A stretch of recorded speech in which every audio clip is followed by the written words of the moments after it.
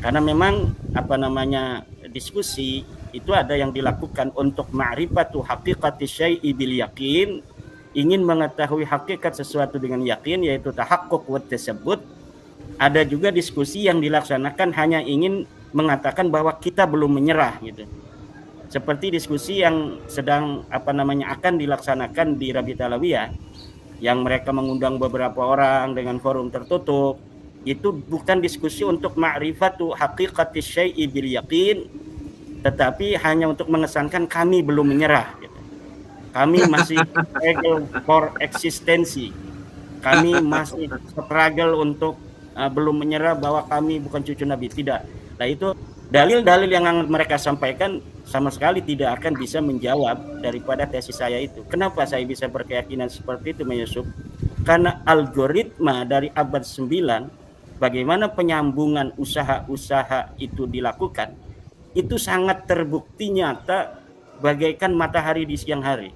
Bahwa memang nasab mereka itu dipabrikasi pada abad ke-9 dengan mencangkok, mengokulasi sebuah nasab seorang ulama di abad ke-8 atau di abad ke-7 ya, 620 Hijriah, yaitu Abul Jadid, untuk disebutkan sebagai saudara mereka tanpa adanya sebuah dalil.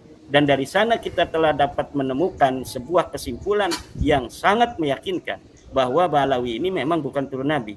Ditambah kemudian disyahidi dan dihakimi oleh tes DNA dari beberapa sampel, 180 sampel dari keluarga Ba'alawi, yang telah jelas hasil daripada tes DNA mereka adalah berhaplogrup G, yang dinyatakan oleh para ahli sebagai bukan keturunan Nabi, karena keturunan Nabi harus sama dengan orang-orang Arab, yaitu J1.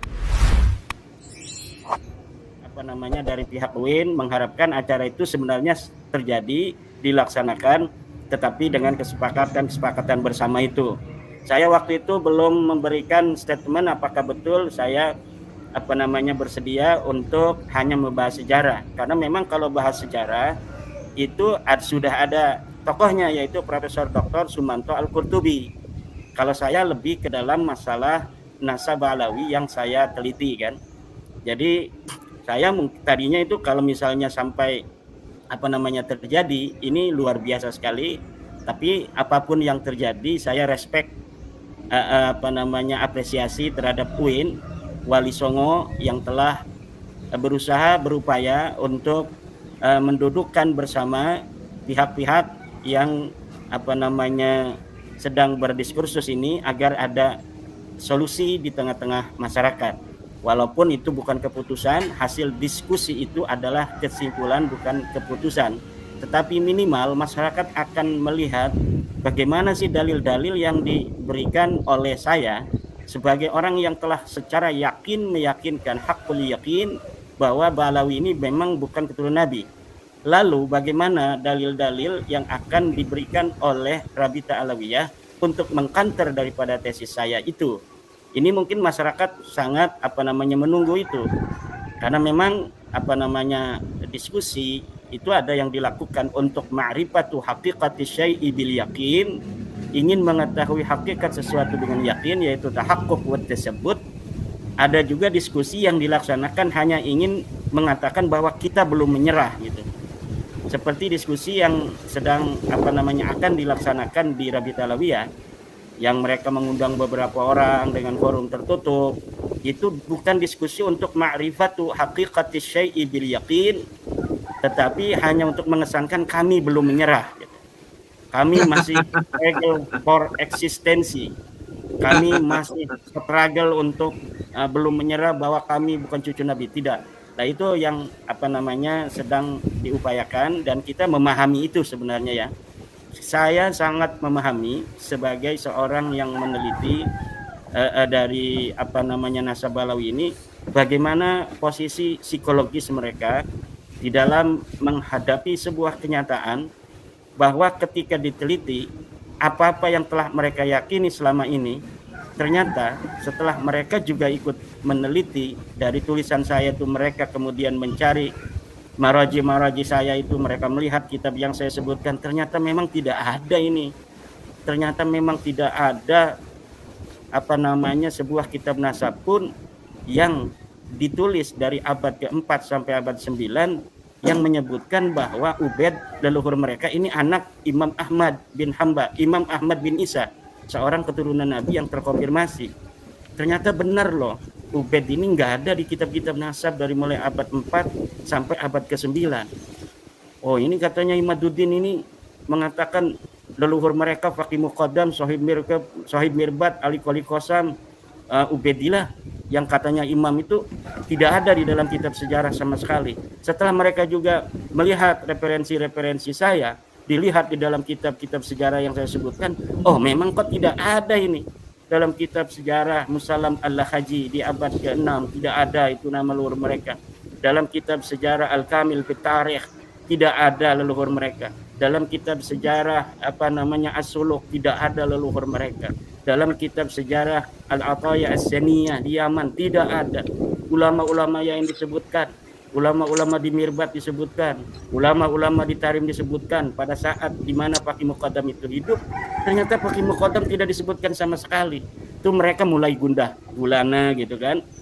Tetapi bersama dengan itu kemudian mereka mencari alibi-alibi historis untuk dapat meyakinkan kepada diri mereka sendiri, terutama juga kepada orang-orang yang masih mendukung mereka, bahwa tidak disebutkan bukan berarti orangnya tidak ada. Tidak disebutkan bukan berarti mereka bukan cucu Nabi dan lain sebagainya. Inilah yang akan terjadi, nanti kita akan lihat dari tanggal 7 yang kami ini diundang, tapi kami sudah firm bahwa kami tidak akan datang dalam forum-forum yang tidak netral seperti di Rabita Alawiyah itu, bahwa dalil-dalil yang mereka sampaikan sama sekali tidak akan bisa menjawab daripada tesis saya itu. Kenapa saya bisa berkeyakinan seperti itu, Yusuf? Karena algoritma dari abad 9, bagaimana penyambungan usaha-usaha itu dilakukan, itu sangat terbukti nyata bagaikan matahari di siang hari, bahwa memang nasab mereka itu dipabrikasi pada abad ke-9 dengan mencangkok, mengokulasi sebuah nasab seorang ulama di abad ke-8 atau di abad ke-7 ya, 620 Hijriah, yaitu Abul Jadid, untuk disebutkan sebagai saudara mereka tanpa adanya sebuah dalil dari kitab yang semasa atau yang mendekati dari keberadaan Syarif Abul Jadid bahwa dia adalah saudara dari Alwi, leluhur daripada Bahlawi. Sama sekali tidak ada. Jadi daripada formulasi di abad 9 bagaimana mereka mencangkokkan nasab itu tidak akan ditemukan pada abad-abad sebelumnya berbagai macam manuskrip yang akan memverifikasi keberadaan leluhur mereka atau memverifikasi nasab mereka. Tidak akan mungkin itu bisa ada. Rumel Abbas sudah berusaha untuk menjawab kesunyian itu dengan mencari manuskrip, sanad-sanad, tetapi itu sudah dapat dibuktikan sanad itu sanad yang palsu. Karena sebuah sanad itu tidak akan berdiri sendiri, dia akan menyebut nama-nama dari orang-orang yang bisa jadi orang itu masyhur dan juga yang tidak masyhur. Nah, dari orang-orang yang masyhur itu kemudian kita bisa untuk mengkaji apakah betul dia mempunyai murid seseorang ataukah dia mempunyai guru seseorang yang disebutkan dalam naskah itu. Dan dalam naskah-naskah yang diberikan oleh Rumel Abbas untuk menjawab keterputusan nasab Bahlawi ini, terbukti bahwa manuskrip itu manuskrip wayang, manuskrip palsu.